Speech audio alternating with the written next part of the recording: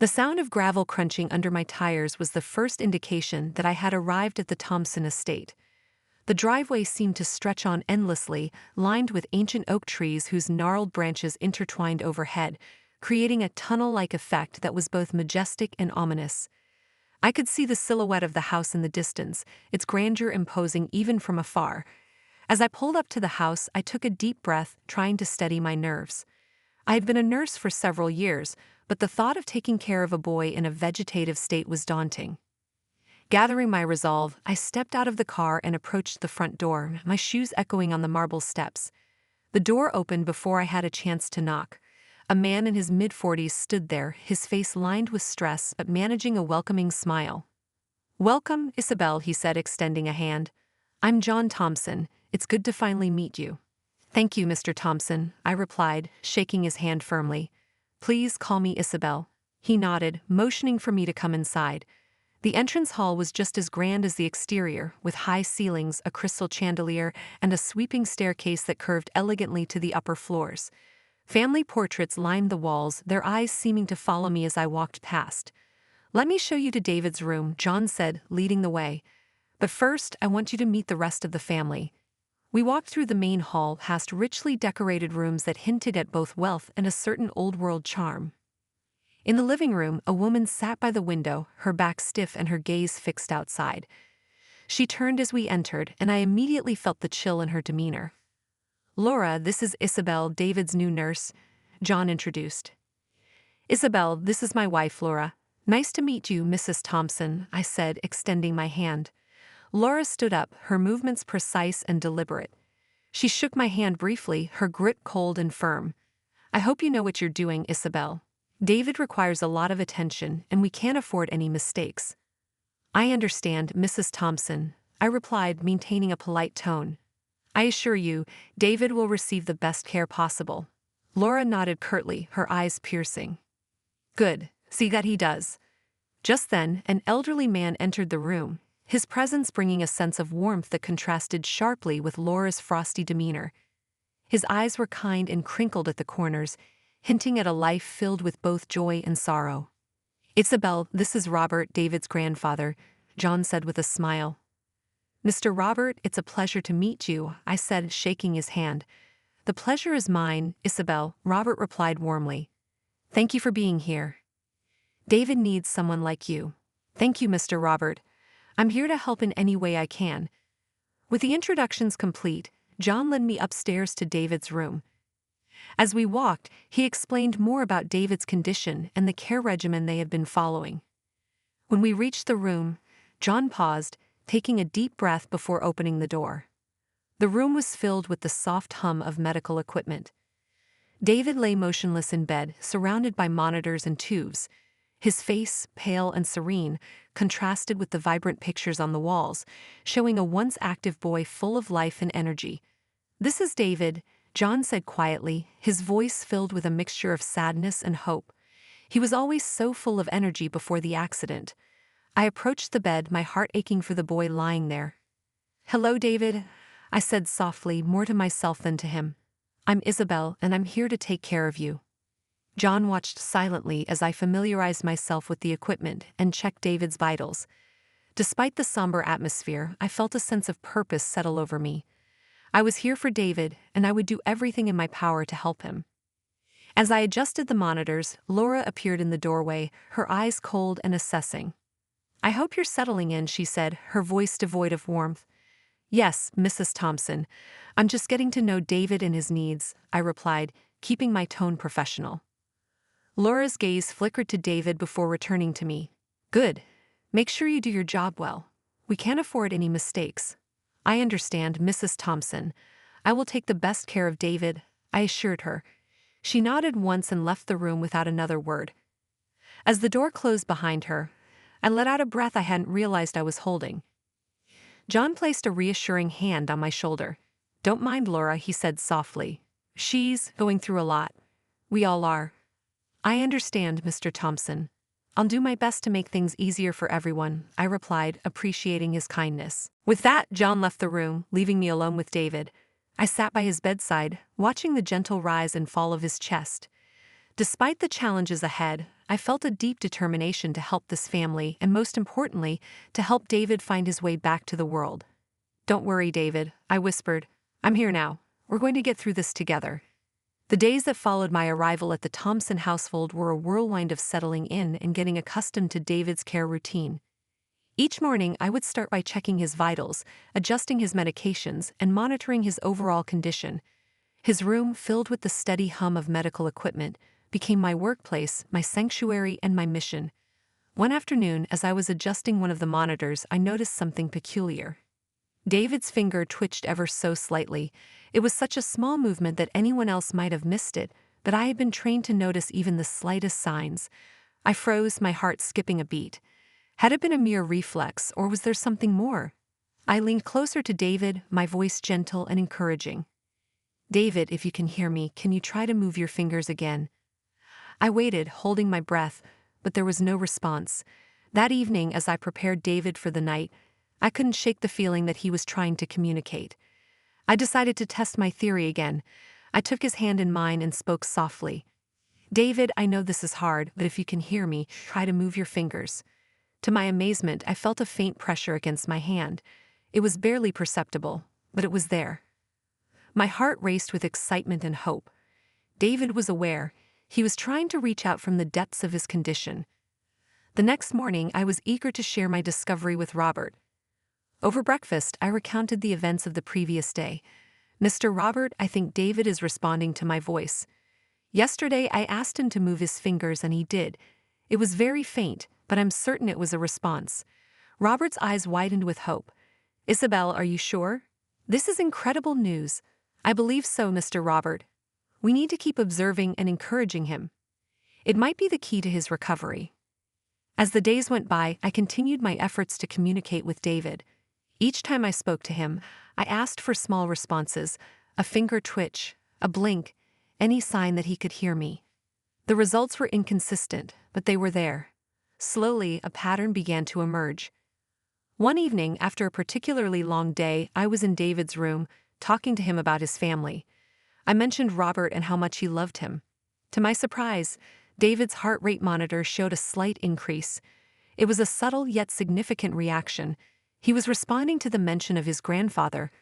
I decided to push a little further. "David, if you can hear me, blink once for yes." I waited, my eyes fixed on his face. Slowly, deliberately, David blinked once. Tears welled up in my eyes as I realized the significance of this moment. David was trapped inside his own body, but he was fighting to communicate. I rushed to find Robert, who was in his study. "Mr. Robert, come quickly," I urged. "What is it, Isabelle?" he asked, following me down the hall. David blinked in response to my question. "He's trying to communicate with us." Robert's face lit up with a mixture of hope and disbelief. We returned to David's room where I repeated the exercise. This time, with Robert by my side, I asked David to blink once for yes. Again, he blinked. "This is a breakthrough, Isabelle," Robert said, his voice trembling with emotion. "We need to tell John and Laura." Later that evening, as we gathered in the living room, I explained what had happened. Laura's reaction was cold and skeptical. "Are you sure this isn't just a reflex?" she asked, her tone sharp. "I'm quite certain, Mrs. Thompson," I replied calmly. David's responses are consistent with attempts to communicate. John, on the other hand, looked hopeful. "If this is true, it's a miracle. We need to support him in every way we can." Laura's eyes narrowed. "Just make sure you don't get our hopes up for nothing, Isabelle." "I understand, Mrs. Thompson. I will continue to observe and document everything," I reassured her. Despite Laura's skepticism, I felt a renewed sense of purpose. Over the next few days, I focused on encouraging David's responses, hoping to build on the progress we had made. Every small movement, every blink, was a step forward. One afternoon, as I was adjusting David's medication, I overheard a hushed conversation between John and Laura outside the room. Their voices were tense, filled with frustration and anger. "It was your father who hired her, not me. There's nothing else we can do," John said, his voice desperate. "I don't want things in this house to get any more complicated because of him," Laura replied coldly. I felt a knot in my stomach. There was more to this family's situation than I had initially realized. Determined to help David, I knew I had to be vigilant. There were secrets in the Thompson household, and uncovering them might be the key to saving David. That night, as I sat by David's bedside, I whispered, "David, we're going to get through this. I promise you, we will uncover the truth and help you heal." His fingers twitched slightly in response, and I felt a surge of determination. This was just the beginning of our journey, and I was ready to fight for David every step of the way. The days grew longer, each one filled with a mixture of hope and tension. David's responses, though faint, were growing more consistent. I could feel that we were on the brink of something significant, but the atmosphere in the Thompson household was increasingly strained. Laura's cold demeanor only added to this sense of unease. One rainy afternoon, as I was organizing David's room, I noticed a small notebook wedged between his bed and the nightstand. The cover was worn, the pages slightly yellowed. Curious, I pulled it out and opened it. The first few pages were filled with childish drawings and simple notes. As I flipped through, the entries became more detailed, revealing the inner world of a boy who had witnessed more than he should have. Today, Mom and Dad were arguing again. Mom was very angry. "I don't understand why they can't get along." As I continued reading, I felt a chill run down my spine. The entries painted a picture of a household filled with tension and conflict. David had written about his fears, his confusion, and most disturbingly, about an incident involving his mother's fatal fall. Mom and Dad were arguing with Laura. Mom fell down the stairs. I heard Dad say it had to look like an accident. Laura helped him. They didn't want me to tell anyone. I closed the diary, my hands trembling. This was more than just a family with issues. This was a potential crime. David had witnessed something terrible, something that could explain why he was now in a vegetative state. I needed to share this with Robert. I found Robert in his study, a room filled with books and mementos from a long life. He looked up as I entered, concern etched on his face. "Isabelle, you look troubled." "What's wrong?" he asked. "Mr. Robert, I found something in David's room." "It's his diary," I said, handing him the notebook. "You need to read this." Robert took the diary, his face growing more serious with each page he read. When he reached the entry about the fall, he looked up at me, his eyes filled with sorrow and anger. "Isabelle, I don't know what to say. If what David wrote is true, then John and Laura, his voice trailed off, unable to complete the thought. "We need to do something, Mr. Robert. David's life might still be in danger, and we need to get to the bottom of this," I urged. Robert nodded, his resolve hardening. "You're right. We need to find out the truth and protect David." That evening, Robert and I decided to approach John and Laura carefully. We needed to gather more evidence before confronting them directly. In the meantime, I continued to care for David, my determination stronger than ever. One night, as I was preparing to leave David's room, I overheard a conversation between Laura and John in the hallway. Their voices were low but filled with tension. "I told you we can't let anyone find out," Laura hissed. "If they do, we're finished." "You think I don't know that?" John replied, his voice equally strained. "We need to be careful. No one can suspect a thing." I quietly backed away, my heart pounding. Their words confirmed my suspicions. I needed to act fast but also remain cautious. The next morning, I sought out Robert. We needed a plan, and we needed to act quickly. "Mr. Robert, I overheard John and Laura last night. They're hiding something, and they're scared it will come out." Robert's face grew grave. "We need more proof, Isabelle. We need to protect David and ensure that justice is served." "I have an idea," I said, feeling a surge of determination. "We should consult another doctor, someone trustworthy, to review David's condition and medications. If we can prove that his treatment was being tampered with, it might be the evidence we need." Robert agreed, and we reached out to Dr. Martinez, a reputable neurologist known for his integrity and expertise. When Dr. Martinez arrived, Laura was visibly uncomfortable but couldn't refuse the examination. Dr. Martinez conducted a thorough review of David's medical records and his current state. After several hours, he called us into the study to discuss his findings. "Mr. Robert, Isabelle, I've reviewed David's medications and treatment." Dr. Martinez began, his expression serious. "Some of the medications he has been given are not only ineffective, but could also be causing him more harm. I'm prescribing a new treatment plan that should help stabilize him and potentially improve his condition." "Thank you, Dr. Martinez," I said, relieved. "We need to keep this information from Laura and John. We suspect they might be involved in something criminal." Dr. Martinez nodded, understanding the gravity of the situation. I'll ensure that the necessary medications are provided discreetly. We must proceed with caution.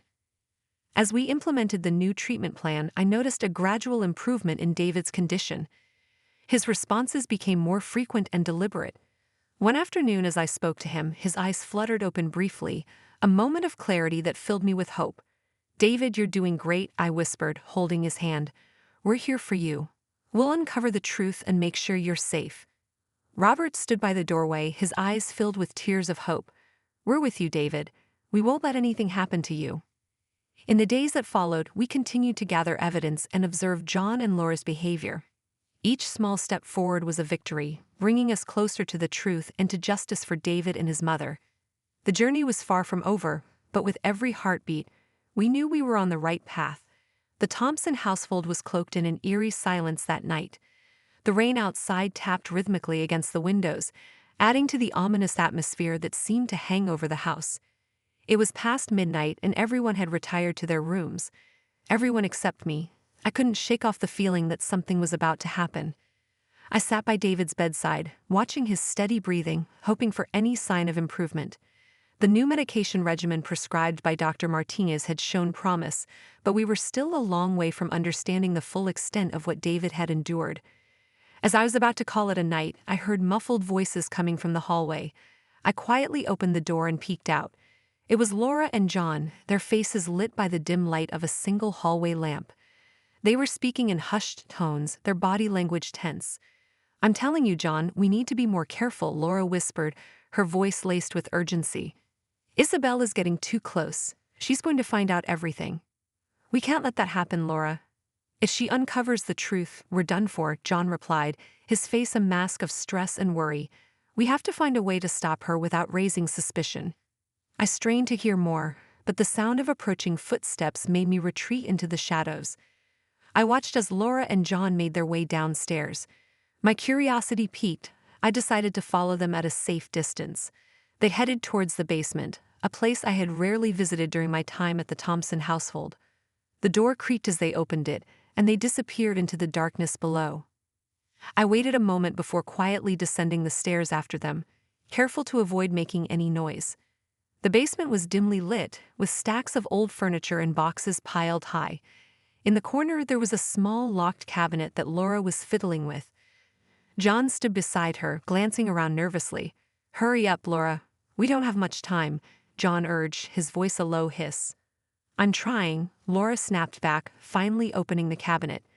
Inside were several vials and bottles, their labels partially obscured by dust. Laura pulled out a small vial and handed it to John. "This is the last of it. We need to make sure Isabelle doesn't find out about these," Laura said, her eyes glinting with a mixture of fear and determination. As they began to close the cabinet, I stepped back, accidentally knocking over a small box. The noise echoed in the silent basement and I froze. "Who's there?" John demanded, his voice rising in panic. He grabbed a flashlight and shone it in my direction. I had no choice but to step out of the shadows. "It's just me," I said, trying to keep my voice calm. I heard something and came to check. Laura's eyes narrowed as she looked at me. "What are you doing down here, Isabelle? This is none of your business." "I could ask you the same thing," I replied, my eyes fixed on the vial in John's hand. "What are you hiding?" John quickly pocketed the vial, his expression hardening. "You need to stay out of things that don't concern you, Isabelle." "I think they do concern me," I said, stepping closer. "I care about David's well-being, and I want to know what you're giving him." Laura's face twisted into a snarl. "You think you're so clever, don't you? Poking around where you don't belong. Well, you'd better stop if you know what's good for you." I met her gaze steadily. "I'm not afraid of you, Laura. If you're doing something that's harming David, I will find out." Without another word, I turned and left the basement, my heart pounding. I needed to get to Robert immediately and tell him what I had discovered. I made my way to his study, where he was still awake, reading. "Mr. Robert, we need to talk," I said, closing the door behind me. I overheard Laura and John in the basement. They have vials of something they've been giving David, and they're desperate to keep it a secret. Robert's face grew pale. "This is worse than I thought. We need to find out what those vials contain. If they're harmful, we need to stop them immediately." I agree, we should take one of the vials and have it analyzed, I suggested. But we need to be careful. They're already suspicious of me. Leave that to me, Robert said, determination in his voice. I'll find a way to get one of those vials without them noticing. In the meantime, keep a close eye on David. We can't let anything happen to him. I nodded, feeling a renewed sense of purpose. I will, Mr. Robert. We'll get to the bottom of this. The next day, Robert managed to retrieve one of the vials and sent it to a trusted friend who worked in a lab. We waited anxiously for the results, knowing that this could be the key to unraveling the truth about what was happening to David. A few days later, Robert called me into his study. He held a letter in his hand, his expression grim. It's from the lab, he said, handing me the letter. The vial contains a sedative, one that would keep David in a vegetative state and prevent him from recovering. I felt a wave of anger and sadness. How could they do this to their own son? We need to act now. Robert nodded. We need to confront them and make sure David gets the proper treatment, and we need to protect him from whatever else they might try. That evening, Robert and I sat down with Laura and John, the tension in the room palpable. We know what you've been giving David. Robert began, his voice steady. It's a sedative meant to keep him in a vegetative state. This ends now. Laura's face turned white, and John looked ready to explode. You have no proof, John spat out. You're just making baseless accusations. We have all the proof we need, I said firmly. And we're prepared to take this to the authorities if necessary. Laura's composure cracked, and she slumped back in her chair. What do you want? She asked, defeated. We want David to receive the treatment he needs to recover, Robert replied. And we want you to stay away from him until this is resolved. John and Laura had no choice but to agree. With their threat temporarily neutralized, Robert and I focused on David's care, hopeful that the truth would soon come to light and justice would be served. After confronting John and Laura, Robert and I knew we had to move quickly. The discovery of the sedative was just the beginning, and we needed to uncover the full extent of what had been happening to David. Our first step was to find a trustworthy doctor who could provide an honest evaluation of David's condition and help us with a new treatment plan. Dr. Martinez had already shown his dedication and expertise, so we decided to seek his assistance once more. Robert arranged for Dr. Martinez to visit the Thompson household discreetly. We didn't want to alert John and Laura to our next move. The day of Dr. Martinez's visit, Robert and I prepared everything in advance. We made sure David was comfortable and that all necessary medical records and notes were ready for review. When Dr. Martinez arrived, his presence immediately brought a sense of hope. Thank you for coming, Dr. Martinez. Robert greeted him, shaking his hand firmly. We need your help to uncover the truth about David's condition. Dr. Martinez nodded, his expression serious. I'll do everything I can to help. Let's start with a thorough examination and review of his medical history. We led Dr. Martinez to David's room, where he began a meticulous examination. I stood by, watching every detail, while Robert sat nearby, his worry evident in the furrows of his brow. As Dr. Martinez examined David, he asked me questions about his daily care and the medications he had been receiving. I answered as thoroughly as I could, grateful for the doctor's thoroughness. Isabelle, can you hand me the latest prescription list? Dr. Martinez asked, his eyes scanning David's chart. Of course, doctor, I replied, retrieving the list from the bedside table. Here it is. Dr. Martinez studied the list, his expression darkening. Some of these medications are highly inappropriate for David's condition. In fact, they could be causing more harm than good. Robert leaned forward, his voice tense. What can we do to reverse the damage? Dr. Martinez looked at us both, determination in his eyes. First, we need to stop all the harmful medications immediately. I'll prescribe a new treatment plan tailored to David's needs.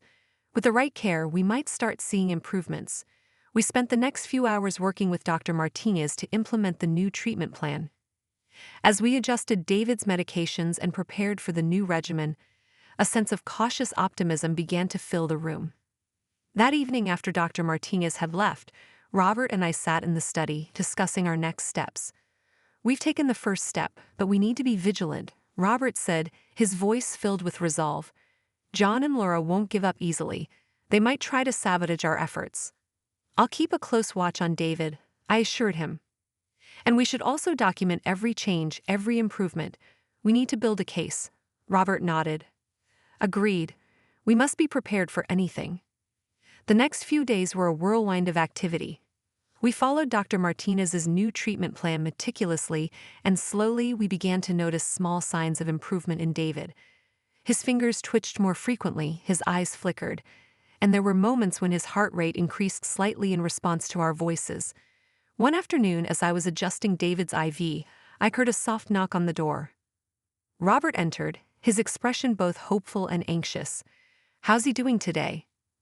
Robert asked, his eyes fixed on David. "There are small improvements," I replied with a smile. "I believe he's starting to respond to the new treatment." "That's good news," Robert said, relief evident in his voice. "I've also been thinking about our next move. We need to gather more evidence against John and Laura. If we can prove they've been intentionally harming David, we'll have a stronger case." "I agree, but how do we get that evidence?" I asked, pondering the challenge ahead. Robert sat down, his face thoughtful. "We need to find someone who can help us dig deeper into their activities. Perhaps a private investigator or someone with experience in uncovering hidden truths." "I might know someone," I said, recalling an old friend who worked as a private investigator. "I'll reach out to him and see if he's willing to take on the case." "That's a start," Robert said, a spark of hope in his eyes. "In the meantime, we'll continue to monitor David and document every improvement. We're on the right path, Isabelle. We just need to stay strong and keep pushing forward." With renewed determination, we set our plan into motion. I contacted my friend, a seasoned private investigator named Mike, and explained the situation. He agreed to meet us the following day to discuss how he could help. The next morning, Mike arrived at the Thompson household. Tall and sharp-eyed, he exuded confidence and professionalism. After introductions, we gathered in the study to outline our strategy. "Thank you for coming, Mike," I said, grateful for his willingness to assist us. "We need your help to gather evidence against John and Laura. They've been giving David harmful medications, and we suspect they're involved in his mother's death." Mike nodded, taking notes. "I'll do whatever it takes to help. First, we need to track their movements and find any connections that could tie them to their actions. I'll start with a background check and follow their financial transactions. Anything suspicious will be noted." Robert leaned forward, his eyes intense. "We also need to know if there are any witnesses or documents that can corroborate our suspicions." "Understood," Mike replied, his expression determined. "I'll start immediately and keep you updated on my progress." As Mike set to work, Robert and I continued our vigilance over David's care. Each day brought new challenges, but also small victories. With every twitch of David's fingers and every flicker of his eyelids, our hope grew stronger. In the quiet hours of the night, as I sat by David's bedside, I whispered words of encouragement, knowing he could hear me. "Hang in there, David. We're fighting for you. We'll uncover the truth and bring you back to us." The journey was far from over, but with every step forward, we moved closer to revealing the truth and ensuring justice for David and his late mother. The days following our decision to seek the truth were a whirlwind of activity and anxiety. Dr. Martinez's new treatment plan for David was showing positive results, and we documented every small improvement meticulously. Meanwhile, Mike, the private investigator, was gathering evidence against John and Laura, but we still needed a breakthrough that could conclusively expose their actions. One evening, as I sat by David's bedside, I noticed his eyelids fluttering more than usual. I leaned in closer, whispering softly, "David, if you can hear me, please give me a sign. We're here for you, and we're going to uncover the truth." To my astonishment, David's fingers twitched slightly and his eyelids flickered open for a brief moment. My heart pounded with excitement. "Robert, come quickly," I called out. Robert rushed into the room, his eyes wide with hope. "What is it, Isabelle?" "He's responding," I exclaimed. "David, can you hear me?" "Try to move your fingers again." With great effort, David's fingers moved once more. It was a small gesture, but it spoke volumes. Robert knelt beside the bed, tears welling up in his eyes. "David, you're doing great, son. Keep fighting. We're going to get you out of this." Our moment of joy was interrupted by the sound of footsteps approaching. I quickly composed myself as Laura entered the room, her expression as cold as ever. "What's going on in here?" she demanded. "Just monitoring David's condition," I replied calmly. "We've noticed some slight improvements." Laura's eyes narrowed. Don't get your hopes up too soon. He's still in a very fragile state. We understand, Laura, Robert said, his voice steady but filled with underlying tension. We're doing everything we can for David's recovery. Laura lingered for a moment, her gaze shifting suspiciously between Robert and me before she left the room. As soon as she was gone, Robert turned to me. We need to be cautious. She's starting to get suspicious. I agree, I said, but we're making progress. We can't let her intimidate us. That night, Mike called with an update. I found some interesting information, he said. It appears that John and Laura have been making frequent withdrawals from a joint account. The amounts are significant and coincide with David's treatments. I'd also discovered that Laura has been in contact with a known supplier of unregulated pharmaceuticals. My blood ran cold. That must be how they've been getting the harmful medications for David. Exactly, Mike replied. But there's more. I've been following John, and he met with someone who could potentially testify against them. I'm working on getting a statement. Thank you, Mike, Robert said, his voice filled with gratitude. We're getting closer to the truth. The following morning, as I prepared David's medication, I noticed John and Laura having a heated discussion in the hallway. Their voices were hushed, but I could make out fragments of their conversation. We need to be more careful, John said, his tone anxious. They're getting too close. Relax, Laura replied coldly. We just need to stick to the plan. They won't find anything. Their words confirmed our suspicions. I knew we had to act quickly before they could cover their tracks. That afternoon, Mike arrived with a crucial piece of evidence, a recorded conversation between John and his contact discussing the acquisition of the sedative found in David's medication. We've got them, Mike said, handing me the recording. This should be enough to involve the authorities. Robert and I listened to the recording, our resolve strengthening with every word. We decided it was time to confront John and Laura directly, armed with the evidence we had gathered. That evening, we gathered in the living room, with Mike standing by as a witness.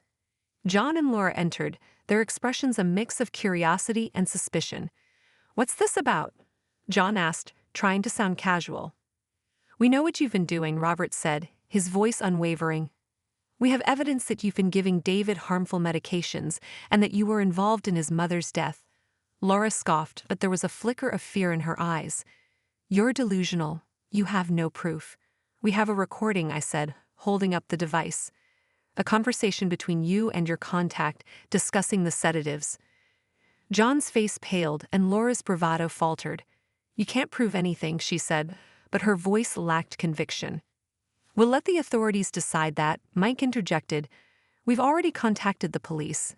They'll be here shortly. As if on cue, the sound of sirens filled the air. John and Laura exchanged panicked glances. Moments later, officers arrived and took them into custody.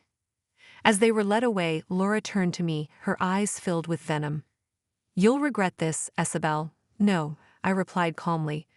The only regret I have is not uncovering the truth sooner. With John and Laura gone, a heavy weight lifted from the household. David's room, once filled with fear and tension, now felt like a place of hope and healing. Robert and I sat by David's bedside, feeling a mixture of relief and anticipation. We did it, Isabelle, Robert said, his voice filled with emotion. We've saved David. Yes, I replied, squeezing David's hand gently. And now we can focus on his recovery. The worst is over. In the days that followed, David's progress continued to improve. With the harmful medications stopped and Dr. Martinez's new treatment plan in place, he began to show more signs of responsiveness. Each small victory was a testament to our determination and the power of truth. As I sat by David's side, I whispered words of encouragement. We're here, David. You're safe now. Keep fighting. We believe in you. And with each passing day, David's journey toward recovery brought us all closer to the hope and healing we so desperately sought. With John and Laura in custody, the Thompson household began to breathe easier. The tension that had plagued the house for so long was finally lifting, replaced by a sense of cautious optimism. Now our focus shifted from uncovering the truth to ensuring David's full recovery and finding a semblance of normalcy in our lives. The days of justice, the legal proceedings against John and Laura were swift but intense. The evidence we had gathered proved crucial in securing their conviction. The courtroom was filled with a mix of reporters and family members, all eager to see justice served. Robert and I attended the trial, our hearts heavy with anticipation. As the prosecutor presented the evidence, including the recorded conversation and financial records, it became clear that John and Laura's deceit was undeniable.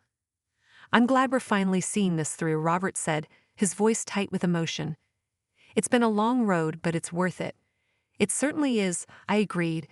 "David deserves justice for what they've done." The judge's verdict came down harshly. John and Laura were sentenced to lengthy prison terms. As they were led away in handcuffs, I caught a glimpse of Laura's furious glare directed at me. Despite her defiance, I felt a profound sense of relief. After the trial, Robert and I returned to the Thompson house, which now seemed quieter and more peaceful. The burden of fear and deception had been lifted, allowing us to focus on what truly mattered: David's recovery. The healing process. David's recovery was slow but steady. The new treatment plan, combined with the cessation of harmful medications, led to gradual improvements in his condition. Each day brought new signs of progress, from slight movements to more pronounced reactions. One afternoon, as I adjusted David's IV drip, I noticed him blinking in response to my voice. I leaned closer, a smile on my face. "David, it's me, Isabelle. How are you feeling today?" David's eyes met mine, and he managed a faint smile. "Better," he whispered, his voice barely audible. "That's wonderful to hear," I said, my heart swelling with joy. "We're all so proud of you. Just keep taking it one step at a time." Robert entered the room, his face bright with hope. "How's he doing?" "He's making progress," I replied, gesturing to David. "He's responding more frequently now." "That's incredible," Robert said, his eyes shining. "We've come so far." As David continued to improve, his interactions with us grew more meaningful. One day he even managed to sit up with the help of a walker. Robert and I cheered him on, our hearts full of pride. "You're doing amazing, David," Robert encouraged. "Look at you, sitting up on your own." David's face lit up with a sense of accomplishment. "Thanks for everything," he said, his voice still weak but filled with gratitude. "You're welcome, David," I replied, tears in my eyes. "We're just happy to see you getting better." A new beginning. With David's condition stabilizing, Robert and I began to focus on rebuilding his life and fostering a positive environment. The house, once filled with suspicion and fear, now echoed with laughter and hope. One evening, as we sat in the garden, David expressed his desire to return to school and resume his activities. "I want to get back to my life," he said. "I miss my friends in school." "David," I said gently, "we'll support you in every way. It's important to take things at your own pace, but we're here for you every step of the way." Robert nodded in agreement. "And we'll make sure you have everything you need to succeed. You've shown so much strength already." David's return to school was a bittersweet moment. It marked a significant milestone in his recovery, and as he walked through the school doors with his new walker, his classmates greeted him with warmth and support. As the months passed, David's physical and emotional recovery continued to flourish. He became involved in extracurricular activities, discovering new passions for art and sports. Robert and I watched with pride as he embraced these opportunities, his spirit shining brightly. One evening, while sitting with David in the garden, Robert turned to me. "I can't thank you enough for everything you've done, Isabelle. You've been a rock for David and for our family." "I couldn't have done it without you, Robert," I replied. "Your support and determination were crucial." David, now more animated and cheerful, looked at us with a grateful smile. "I'm really lucky to have you both in my life. Thank you for helping me through all of this." Robert and I exchanged glances, our hearts full of love and pride. "You're a brave young man, David," Robert said. "We're just glad to see you back to your old self." As we continued to support David's growth and recovery, the Thompson household transformed into a place of joy and healing. The garden, once a symbol of pain and secrecy, became a space of celebration and renewal. In the end, the journey through adversity had brought us closer together and revealed the power of resilience and unconditional love. David's story was a testament to the strength of the human spirit and the importance of standing up for what is right. And as the days turned into months, the echoes of laughter and conversation in the Thompson household were a testament to a new beginning, a life rebuilt from the ashes of darkness into one of hope and promise.